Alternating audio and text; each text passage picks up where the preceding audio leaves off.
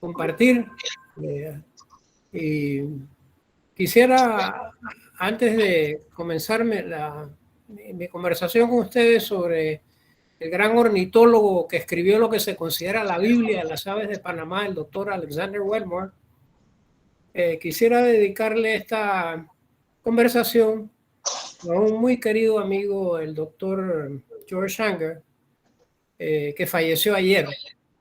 Y él precisamente me escribió la introducción al libro del cual les voy a hablar hoy. El doctor Hanger, no sé si lo ven, es el autor de este libro. Es una guía de campo a las aves de Panamá. Y cuando estaba buscando a alguien que me escribiese la introducción al libro del cual les voy a hablar hoy, que es este que está aquí, Alexander Wetmore y las aves de Panamá, pensé en alguien que fuera un gran experto en aves. Y pensé en George, y él, como siempre, como buen colega, como un gran amante de las aves del istmo, que por haber recorrido este país de frontera a frontera, lo hizo con mucho cariño. Al final me escribió como 12 páginas, pero por razones de espacio tuve que reducir la introducción de George. Falleció ayer y realmente me ha sido una gran pérdida. Quizás dentro de todas estas cosas de lo que vivimos hoy ha sido una de las que más me ha afectado. Fuimos compañeros casi 30 años y quería este país, y del cual había hecho ya su hogar. Y deja una gran cantidad de amigos, alumnos, llevaba estudiantes por todo Panamá a estudiar las aves, particularmente con el grupo Audubon. Así que, dicho eso, para honrar a mi amigo, el doctor George Hanger. Le comentaba al señor rector que, bueno, Luz Cedeño, que me apoya en estas cosas de alta tecnología, porque le comento al rector que yo vengo de la época de las máquinas de escribir Underwood y no soy muy diestro en estas cosas tecnológicas, y Luz me va a estar presentando las diapositivas. Este libro que ven aquí en realidad comenzó en un sentido, yo no soy historiador de las ciencias, pero allá por 1995, faltando 5 años para revertir el canal a Panamá, el editor de un suplemento cultural histórico llamado Épocas me dijo que, oye Stanley, ¿por qué no escribes 4 artículos, uno por mes, sobre cómo llegó el Instituto Smithsonian de Investigaciones Tropicales a Panamá allá por 1910, cuando la construcción del canal? Y nunca pensé que 25 años después todavía iba a estar escribiendo un artículo por mes sobre el doctor Wetmore, que recorrió este país de 1944 a 1966.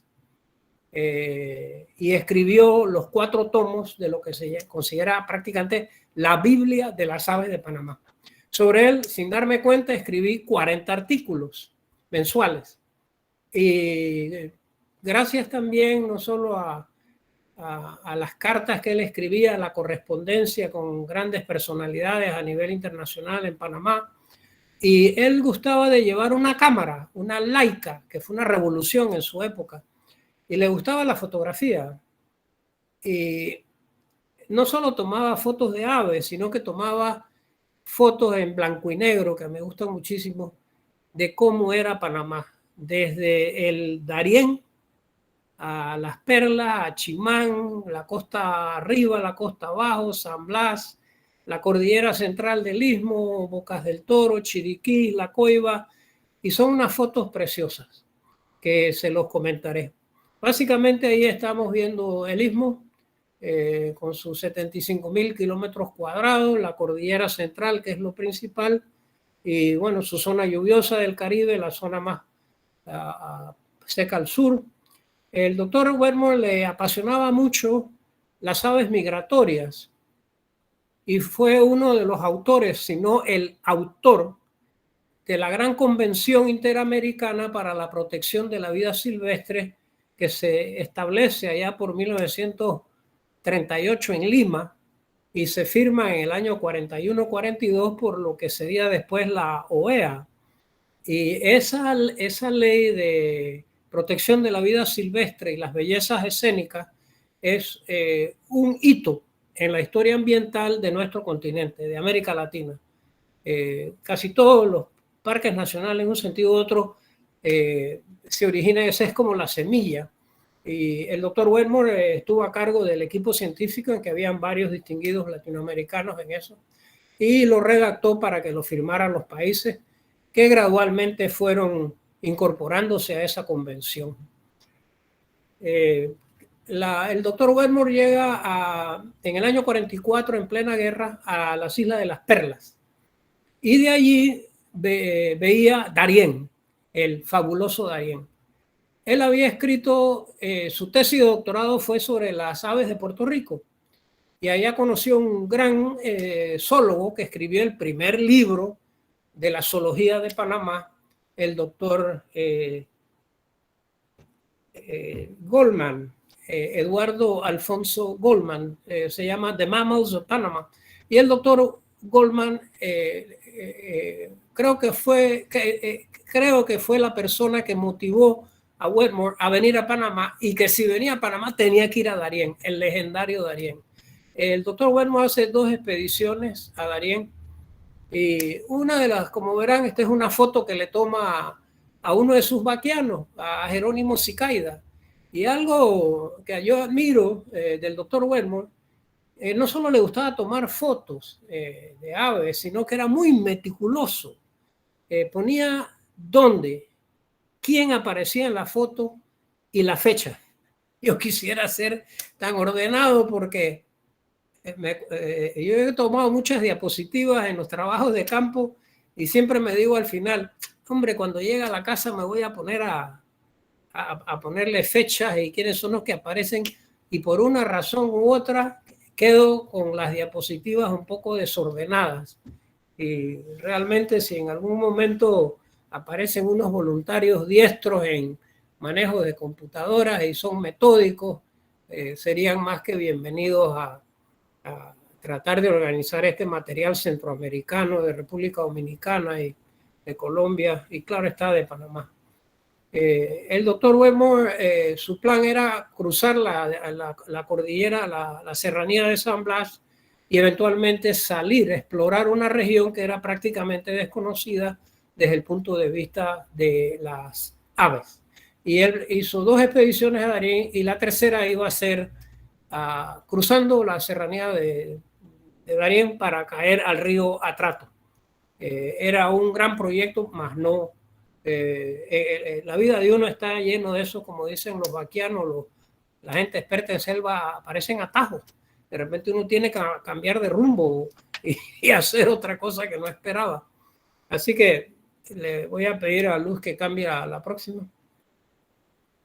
Esta es una foto del doctor Wetmore en su sede, en río Imamadó, un afluente del río Jaque, en Darién, y en la casa de su gran amigo, el cacique de los indígenas chocoes de ese río, ahora se les llama Emberá, y él en español al cacique le decían Conejo, y como al doctor Wetmore le admiraba muchísimo cómo esta cultura milenaria de las selvas del Darién y de Colombia podían vivir de la selva, y todos los materiales, no había novi, no había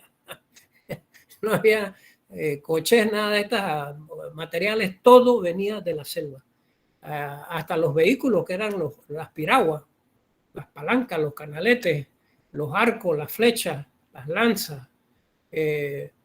Y bueno, esta es una casa, él era un hombre alto, 6 pies, 4 pulgadas, y cuando él caminaba por esta casa de tambo, como se le llama, porque son elevadas por las crecientes de los ríos, se zarandeaba toda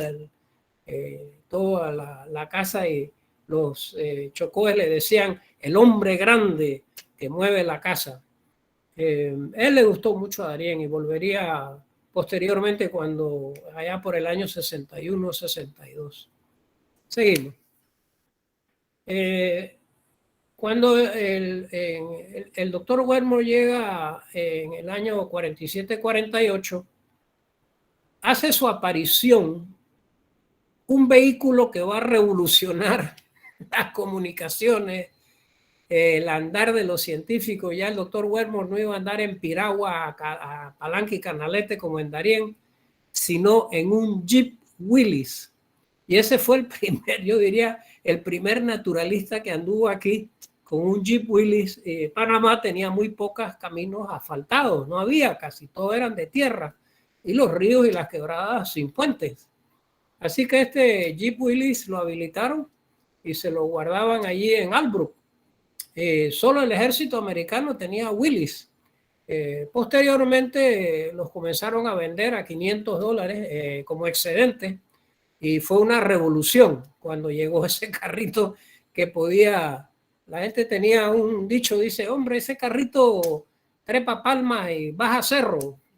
Era de bajo mantenimiento, bajo costo.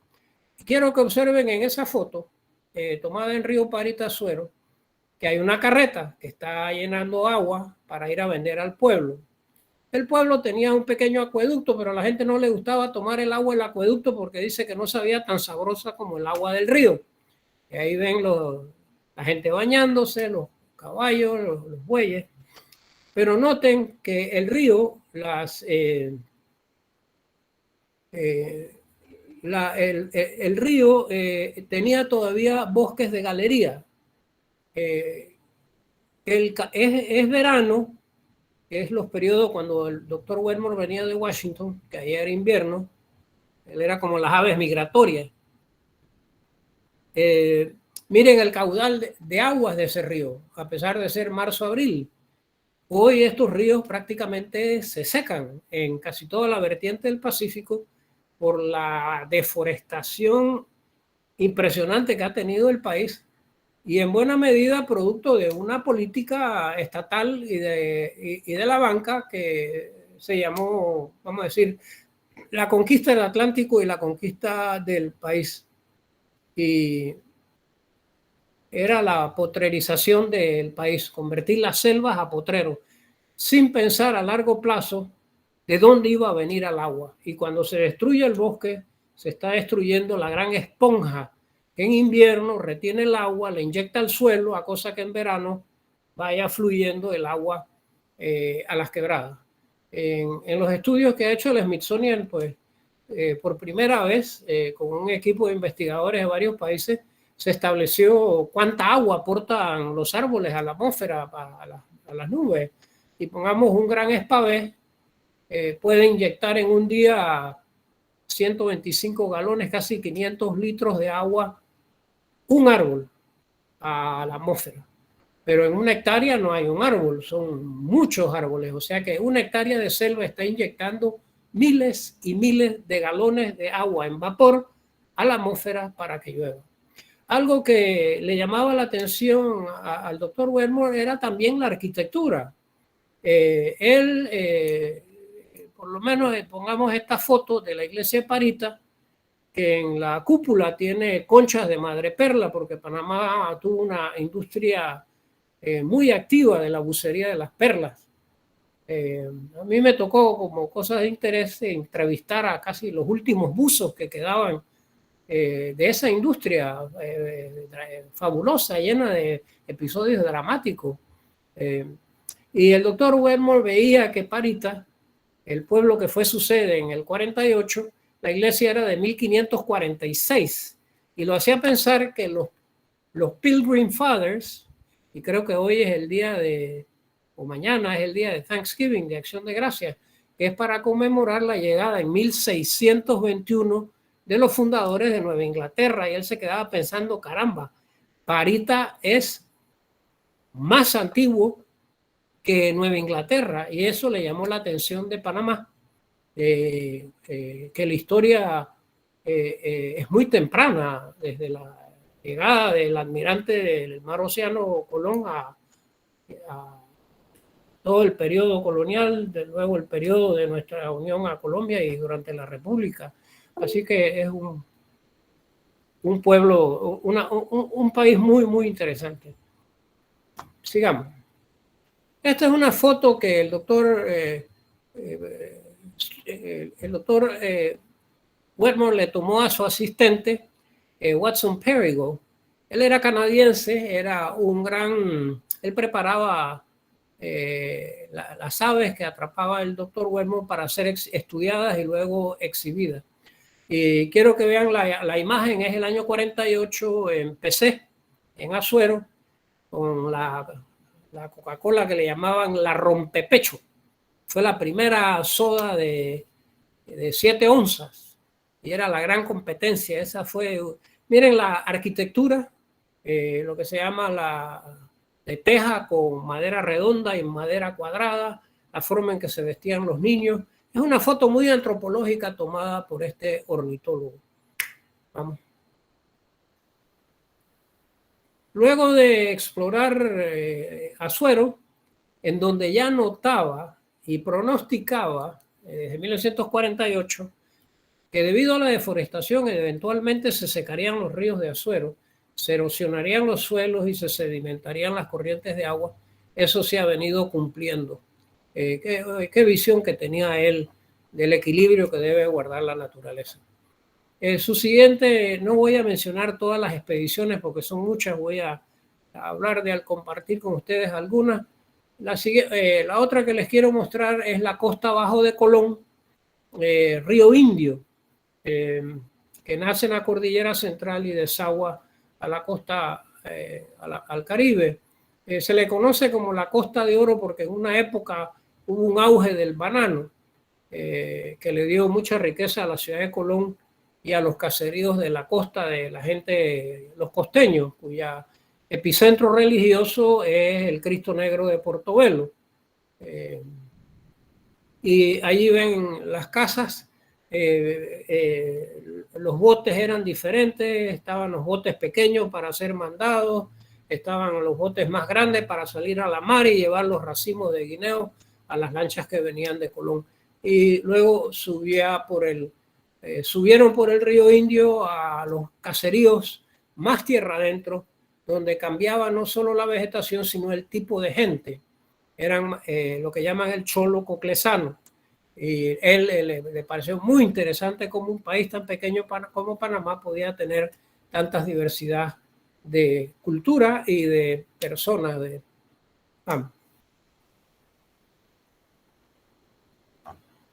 Esta es una foto que es la que usé para la portada del libro.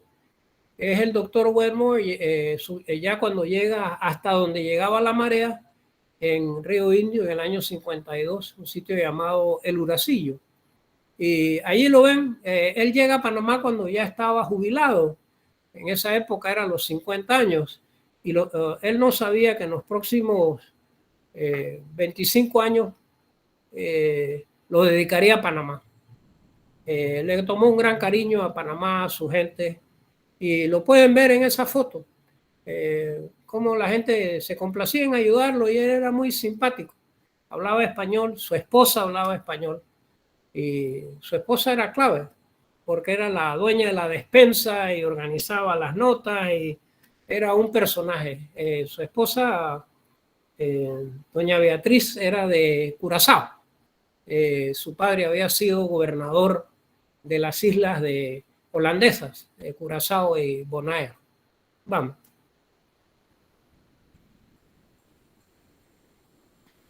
Pongo esta foto aquí de Río Indio de esta niña, María Asista, en su cayuco. Y adentro del cayuco ven unas muletas. Esta niña, cuando el doctor Wetmore está allá, estaba ayudando a su mamá a lavar los platos y la ropa. En el río estaba subiendo la marea y había muchos tiburones y un tiburón le agarró la pierna y la jaló al agua. Y los hombres tuvieron que tirarse a rescatarla. El doctor estaba gravísima. El doctor Wetmore paga a un hombre que vaya con un niño que vaya corriendo a caballo hasta donde estaba la telegrafía más cercana, un sitio llamado el río Ahorcalagarto, que ahora le llaman Salud. Y de ahí pues ponen un telegrama y llega un aparato que nadie había visto, un helicóptero, y a esta niña la sacan en muy malas condiciones, pierde la pierna, pero vive. Decía el doctor Wetmore que a pesar de la gran pobreza en que esta niña vivía, que había tenido un shock con un tiburón que casi la mata, que había perdido una pierna, dice que él nunca había visto una criatura tan alegre, tan simpática, tan tratable, tan cariñosa como María Asista.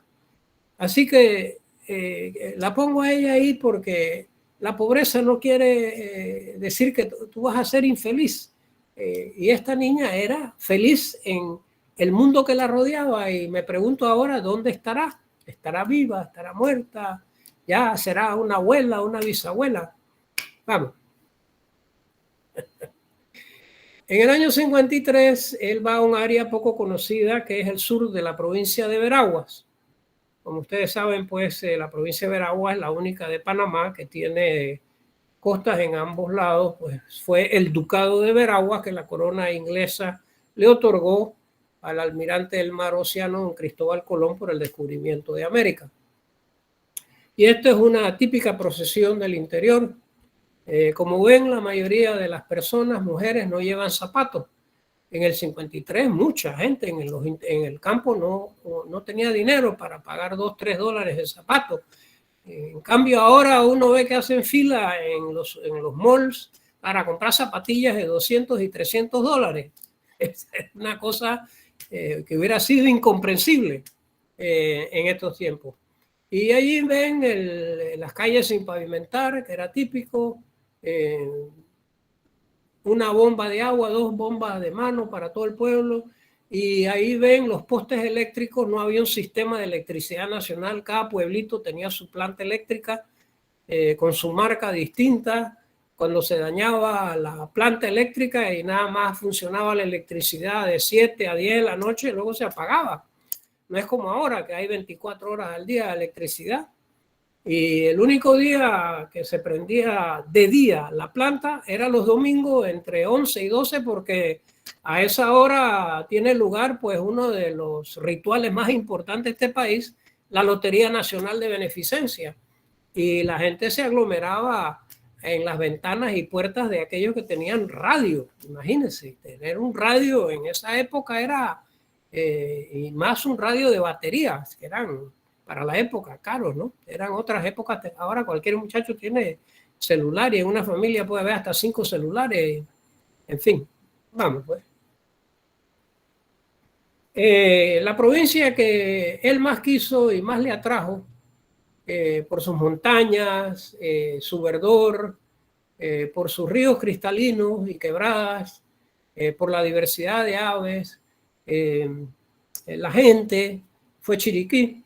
Y esta foto se la tomó él al volcán Barú, uno de muchos volcanes. En la próxima conversación con ustedes les hablaré de el gran estudioso de los volcanes de Panamá, el geólogo Robert Stewart, quien descubriría que había mucho más. Que cuando yo fui a la escuela nos decían que el único volcán que había en Panamá era el volcán Barú, pero el invitado de la próxima vez descubre que no era uno, sino mucho más que uno. Y aquí ven una de las lagunas volcánicas. Gracias a este volcán, que es el ojo de agua principal de la provincia, este volcán dio lugar a los mejores suelos agrícolas del país, que están en la provincia de Chiriquí. Suelos de inapreciable valor para la agricultura. Vamos. Esta es una foto con la familia Hartman. Eran campesinos chiricanos de las tierras altas, y uno de ellos, el que está a la izquierda, el segundo a la izquierda, es Armagedón Hartman, que sería vaquiano. Vaquiano le decimos nosotros al que es el guía. Cuando usted se mete a la montaña, tiene que tener a alguien que sabe, se dice la palabra rumbear, sin brújula y sin mapa, poder orientarse, entrar y salir de la selva sin perderse. Y este joven que está allí en esta foto en el año 54 sería el vaquiano del doctor Wetmore. Iría con él a expediciones muy importantes y siempre guardó un gran cariño. Yo lo entrevisté a él porque ya había muerto casi todas las personas que habían conocido en persona al doctor Wetmore y quedaba Armagedón. Y por cosas del destino lo conocí, me fui a su casa y fui por unos días y me quedé más de una semana conversando con él sobre cómo era la personalidad de este gran naturalista, cómo trataba a la gente, cómo lo trataban. Así que es una foto así muy, muy familiar. Vamos.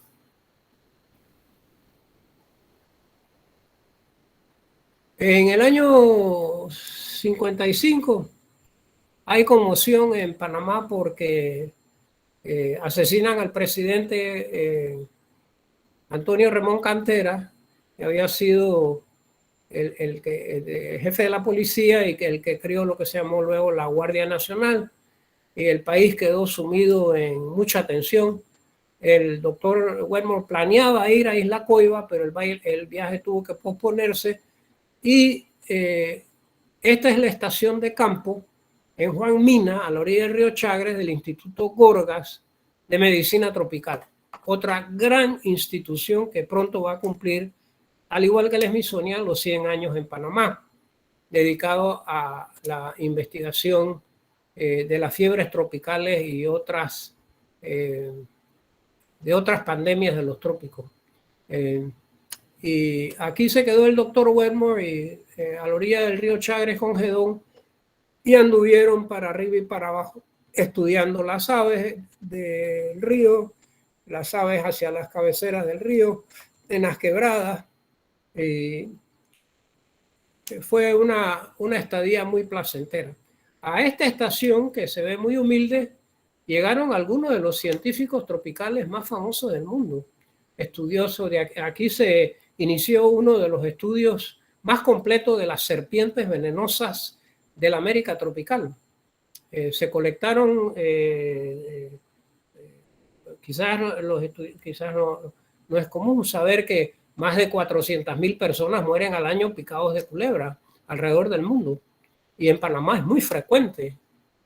Cuando yo me crié en Chiriquí, en la finca que yo me crié, uno de los grandes temores de infancia era que lo picara a uno una culebra, sobre todo una venenosa. Y decían los curanderos que peor era la mordida en luna llena, que dice que cuando el veneno era más fuerte.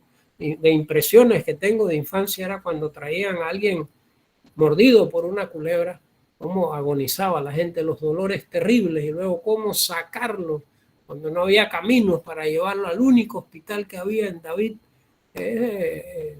Esto pasa mucho todavía hoy. Sigamos. En el año 56, finalmente, el doctor Wetmore va a un sitio que le gustó muchísimo, la isla de Coiba, que era una colonia penal desde 1919. Y gracias pues al comandante porque no se podía entrar a la isla, solo con autorización de la Guardia Nacional, y él va y le facilitan las instalaciones y le proveen un vaquiano local que conociera el mar. Y esta es la sede de la colonia penal. Otrora, en tiempos de Colombia, casi Coiba es escogida como el leprosorio de Colombia. Habían muchos leprosos por toda Colombia y estaban buscando, se mandó una expedición a recorrer desde Cartagena hasta San Blas, salen al Pacífico, van a Las Perlas, pero la isla que les pareció la mejor para un leprosorio era Coiba, lo que suscitó entre los ismeños pues mucha oposición, que no querían que eso ocurriera. Así que en el 1919 se establece como colonia penal. Es una isla, es la mayor de las islas de Centroamérica, 540, y tuve el gran placer cuando fui responsable del entonces Instituto de Recursos Naturales comenzar los procedimientos para convertirlo en un área protegida. Y el papel de la misión española fue fundamental en apoyarnos con los recursos para arrancar con el proyecto una vez salían los presos, convertirla en un área protegida. Y realmente es un orgullo del país. Y aquí ven el dispensario donde se quedaron la expedición del Smithsonian, Armagedón Harman, Vicente Álvarez y Christopher Richard, que era un preso de confianza que le fue asignado al doctor Wedmore para que cocinaran. Usted sabe que en una expedición alguien tiene que cocinar y eso toma tiempo y hay que buscar la leña y hay que prender la leña y si es invierno, bueno, es un problema. Bueno, Richard era un hombre de muy buen talante, así que se integró muy bien al equipo del Instituto Smithsonian. Recorrieron toda la isla, entraron y salieron, y fueron a las otras islas, a Coivita. El doctor Wedmore le encantó Isla, escribió un pequeño librito, Las aves de Isla Coiba y Coivita, allá, casi que el mismo año, en el 56. Que después incorporaría a su gran obra sobre las aves de Panamá. Vamos. Y les pongo esta foto aquí del que fue el vaquiano, el conocedor de Coiba, el conocedor de sus arrecifes, de sus rocas, de las mareas, de los temporales, un marinero de verdad, un hombre de mar, un lobo. Y nadie sabía su nombre, salvo que su apodo era Templado. Y me puse, le cayó muy bien, siempre era de buen ánimo y muy echado para adelante, como se dice. Y el doctor le tomó varias fotos y siempre aparecía así, sin camisa, pantalón corto, sin zapatos, pero como vamos a decir, un voluntario para la ciencia, siempre estaba listo para apoyar y muy inteligente. Me llamó tanto la atención que comencé a buscar y buscar quién era Templado y luego vine a dar de que por allá por el año 48, 49, él había robado en una pensión en el interior $3 a una señora y por esos $3 el alcalde lo manda a Coiba por 6 años y como no tenía trabajo y era un hombre humilde que no había ido a la escuela, entraba en una categoría que se llamaba vago y como lo habían detenido 2 veces por no tener trabajo, cayó en la peor categoría conocida como vago consuetudinario. Cuando el doctor Wedmore llega a Coiba, él ya tenía 12 años de estar en Coiba. Entonces uno se pregunta estas cosas hoy del sistema de justicia nacional, o sea, cómo opera el sistema de justicia. Que hay gente que se roba millones y no les pasa nada. Y este pobre hombre aquí que fue importante a la expedición del Smithsonian, que ni fue a la escuela por robarse $3, bueno, ya tenía 12 años, quizás se quedó otros 16 años más en Coiba. Sigan. Él le gustó mucho Bocas del Toro, la cultura indígena de las islas, la cultura de los descendientes antillanos que vinieron al cultivo del cacao y del café, del banano, la extracción del caucho. Bueno, este es Almirante, el puerto de Almirante, que hasta el día de hoy pues es de donde se exporta, bueno, ven la arquitectura distinta, casas de tambo, pero el estilo más caribeño. Un gran apoyo al doctor Wedmore fue la presencia de la United Fruit, que le permitió alojamiento, lanchas, guías, que conocedores, mapas y los demás. Seguimos. En el 59, aquí vemos, bueno, en esta foto que fue tomada en Río Paya, un afluente del río Tuira, vemos a doña Beatriz Wedmore, la esposa del doctor Wedmore. Yo logré entrevistar, este es el campamento, al doctor Wedmore le fascinaba ver cómo la gente de las selvas levantaba un campamento de la nada, los postes, las vigas, los travesaños, el techo. Y ahí estaba doña Beatriz. Doña Beatriz nació en la isla de Curazao, su padre fue gobernador holandés y ella nació en Curazao. Y yo le pregunté a ella cuando la entrevisté en Washington, un poco antes de fallecer, que cómo había conocido al doctor Wedmore. Entonces me contó que había caído el gobierno de Holanda durante la Segunda Guerra Mundial y el gobierno del exilio buscaba una secretaria que hablara varias lenguas. Y ella hablaba varias lenguas, holandés, inglés, papiamento, español, que había aprendido con niños venezolanos ahí en las calles de Curazao. Y bueno, tuve una conversa muy agradable con ella y me contó pues de sus viajes a Panamá. Realmente le fascinaba el país. Era la que llevaba el campamento, lo mantenía impecable. No vería yo a muchas muchachas panameñas metidas ahí, menos de alcurnia, metidas en una selva en Darién, atendiendo una expedición y guindando cabezas de plátano para que los ratones no se las comieran. Vamos. En su visita a Darién, tomó esta foto que me gustó sobremanera, es don Pablo Thon. Él fue 4 veces, fue el hombre políticamente más importante del Darién en el siglo XX. 4 veces diputado a la Asamblea Nacional por Darién. Esta es una foto tomada en El Real. Tuve el gran placer de conocerlo en 1970 cuando entré por primera vez a Darién y me invitó a su casa. Y bueno, me quedé en su casa, me invitó a su mesa y tuvimos unas agradabilísimas conversas sobre la historia del Darién, porque realmente era una Biblia andando de la histórica provincia del Darién. Y un poco para recordarlo, puse esta foto que el doctor Wedmore le tomase en el pueblo del Real, que es un pueblo antiquísimo, es de donde se viajaba a las famosas minas de oro de Cana. Vamos. Ya era la última. Es correcto, doctor. Gracias, Luz. Bueno, nos quedamos en el año 61 en Darién, en esta expedición. Quizás en otro momento conversaremos de otras expediciones a otros lugares de Panamá que han cambiado mucho.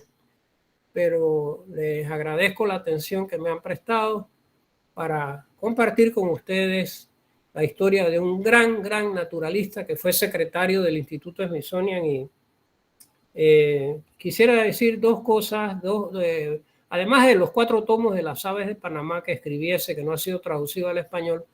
El doctor Wedmore tuvo mucho que ver con la creación del primer Parque Nacional de Panamá, que fue Altos de Campana en 1966. Él moviliza por su prestigio internacional a la opinión científica para que Panamá decretara Campana como a la primera área protegida del país. Hoy tenemos casi un 30% del territorio nacional en áreas protegidas. Y comenzó con Campana y el interés del doctor Wedmore, debido a que ese cerro está en la división de aguas y el lado norte es muy lluvioso, muy caribeño, el lado sur es más seco, ya el Pacífico, de bosques secos, donde hay un verano más marcado. Y el doctor Wedmore, otra decisión importante de él fue lograr que el presidente Truman sacara debajo de la autoridad del gobernador de la zona del canal una pequeña islita, un pequeño laboratorio conocido como el Laboratorio de Biología Tropical de la isla de Barro Colorado en el lago Gatún, y la pasara bajo el paraguas del Smithsonian.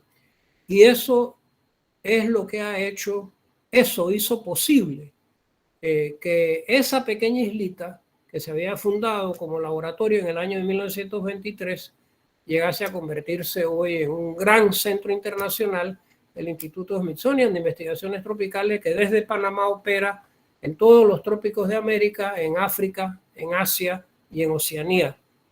Así que el doctor Wedmore tuvo esa visión.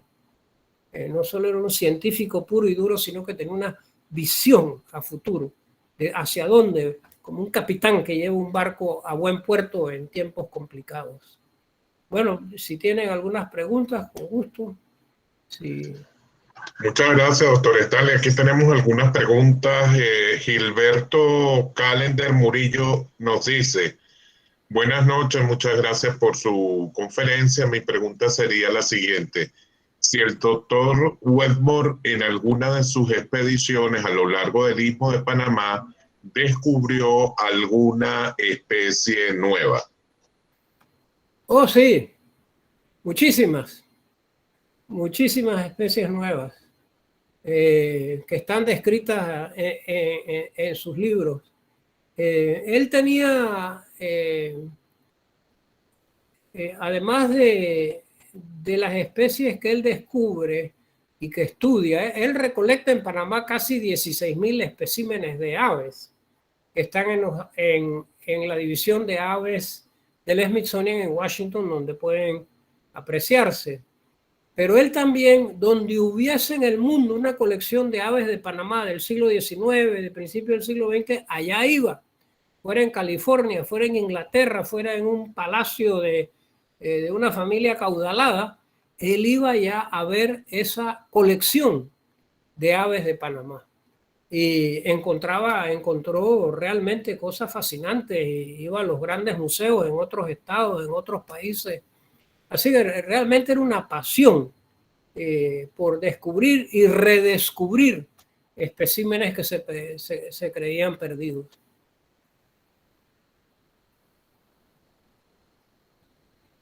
Tenemos otra pregunta, doctor, dice Beatriz Marcano. Según leí en algunos de sus artículos, Wedmore tenía dos grandes atracciones en Panamá. Una, la migración de las aves, y la otra, la diversidad de aves que había en Panamá. Por favor, ¿podría hablarnos de esto? Bueno, el doctor Wedmore le apasionaba porque él había estudiado las aves desde Alaska a Patagonia y le atraía sobremanera la migración de las aves de las Américas, que hay 7 rutas, 5 de las cuales convergen sobre el istmo. Y me gustaría sugerirles que en una oportunidad participen en los conteos de aves que hace la Audubon de Panamá, el capítulo de aquí. Y uno de los lugares más interesantes para ver esta migración es Cerro Ancón. Me gustaría que visitaran Cerro Ancón porque tiene una vista espectacular y mucha vida silvestre. El doctor Wedmore, como le apasionaba la migración de las aves que unían las Américas con sus alas, uno de los lugares donde siempre iba primero, además de los ríos, eran las ciénagas, porque es allí donde se congregaban las aves migratorias. Quizás él no podría pronosticarlo, pero ¿qué nos pasa en los años 60 y 70? Comienza la mecanización agrícola y comienza la maquinaria, comienzan a dragar, a hacer canales de drenaje y a rellenar las ciénagas. Y se desata una cacería. Yo recuerdo en mi adolescencia en Chiriquí cómo llegaban los cazadores a las ciénagas cerca de la casa y mataban estos patos que venían migrando desde Canadá, los alabancos. Y mi madre se ponía furiosa porque mataban a los pobres animales. Así que Wedmore iba mucho a las ciénagas y ahí, en su colección de fotos hay una gran cantidad de fotos de ciénagas que se formaban en invierno cuando se desbordaban los ríos y luego en verano quedaban con agua y donde se refugiaba la vida silvestre, tortugas, lagartos, aves. Así que ahí es uno de los puntos casi cardinales de su visita al istmo, además de las quebradas y los ríos o los manglares, la selva, eran las ciénagas, muchas desaparecidas hoy por la mano del hombre. Doctor, Jennifer Baruco dice, buenas noches. Lanzar este libro en medio de la pandemia dice mucho de usted y de su capacidad de resiliencia. ¿Cómo hace? ¿Cómo logra sus objetivos a pesar de los pesares?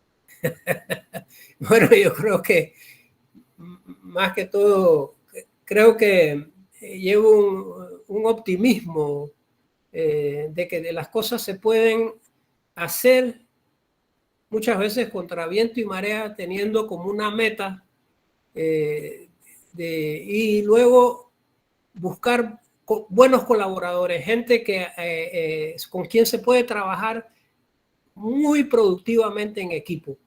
Y eso ha sido mi fortuna.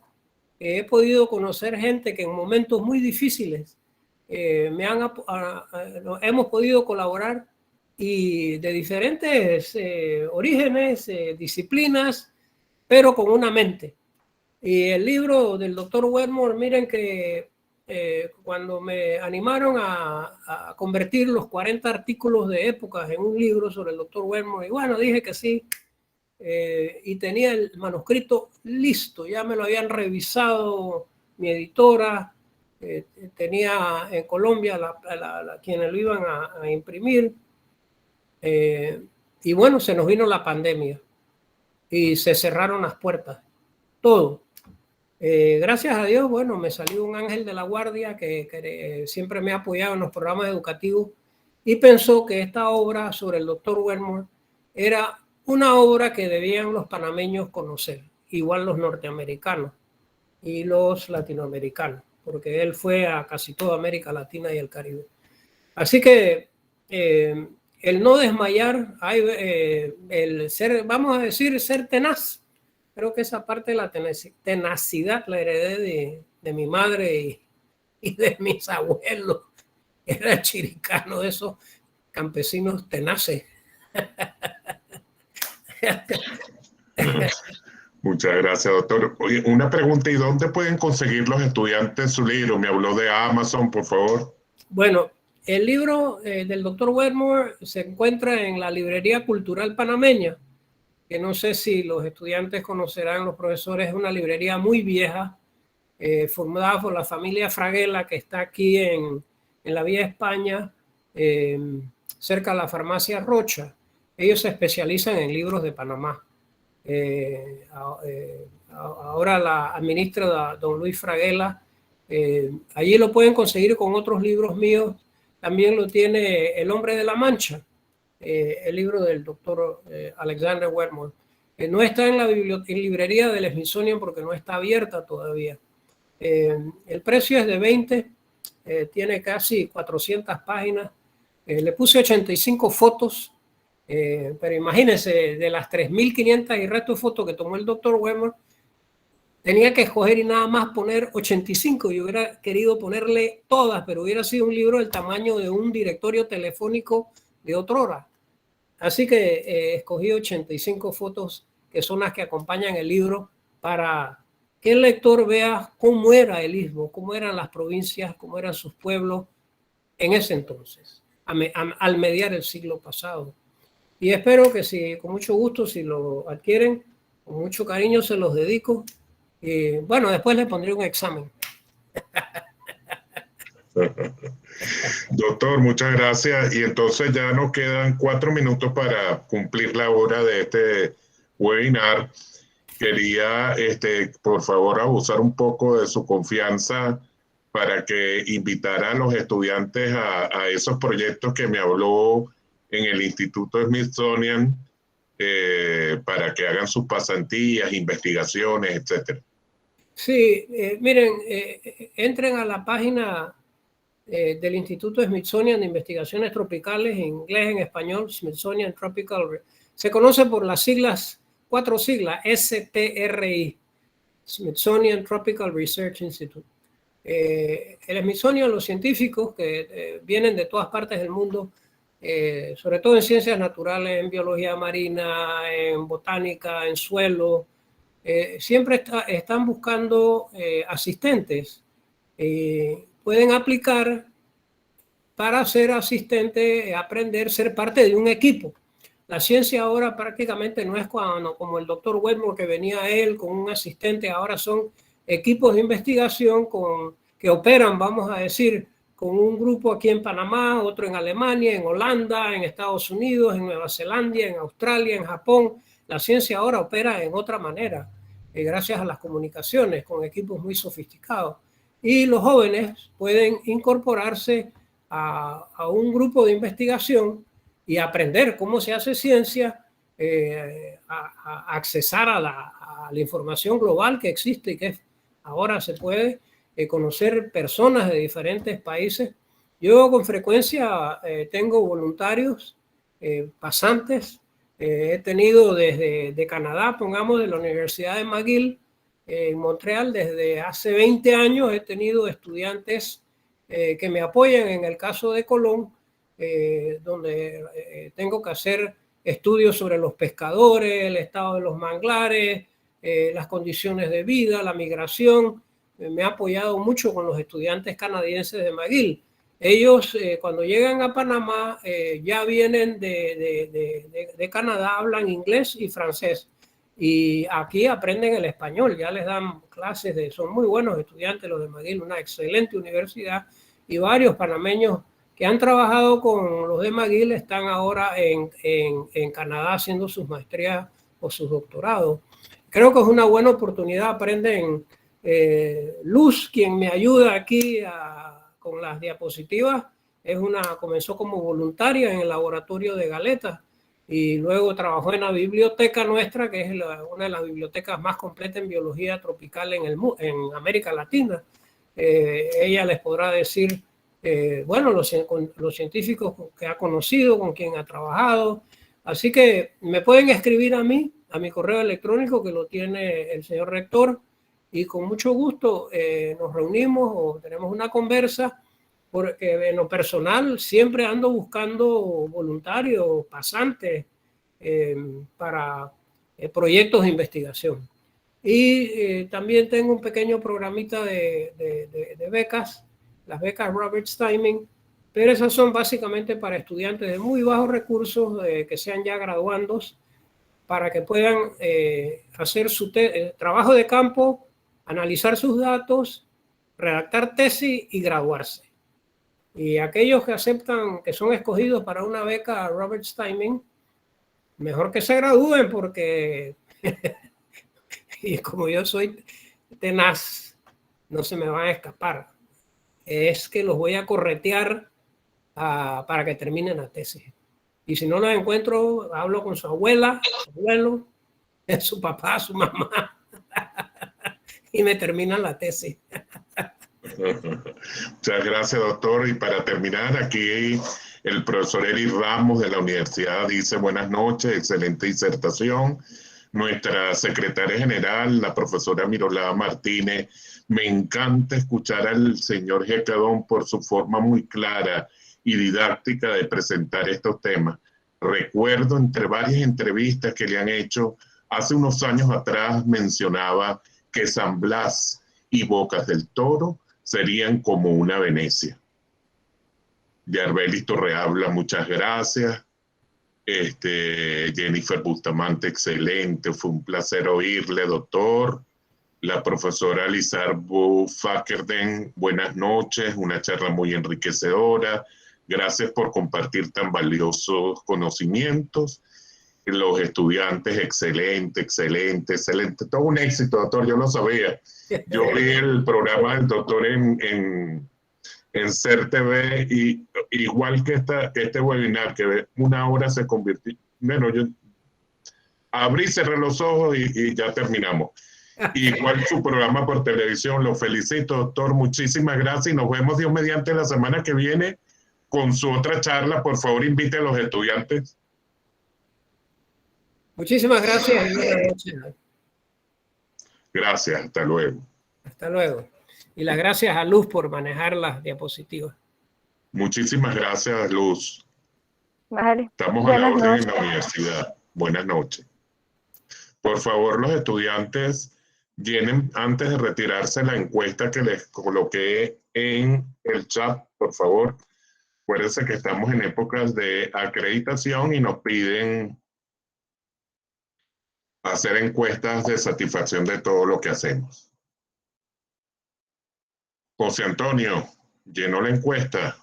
Omar Antonio, Milagros, la profesora Nicole, Gilberto. Bueno, muchas gracias a todos por su asistencia. Dios los bendiga.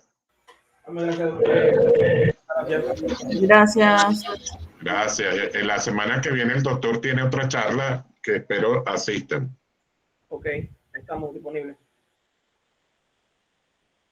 No importa que no, Julia, No importa que no seas estudiante, la encuesta de satisfacción es para todos los que asistieron. Es una exigencia, estamos en año de acreditación y nos los pide el CONEAUPA. Todo lo que hagamos debemos pedir, preguntarle a los estudiantes, a los asistentes, ¿qué opinan? Si lo recomiendan o no lo recomiendan. Nicola será. Hasta luego, Nicole. Muchas gracias. Siempre te recuerdo con cariño. Gracias, profe. Buenas noches. Buenas noches. Dios me lo bendiga. Buenas noches, Luis, está por aquí. Muchas gracias. Que tenga linda noche. Igual, Dios los bendiga a todos, Julia.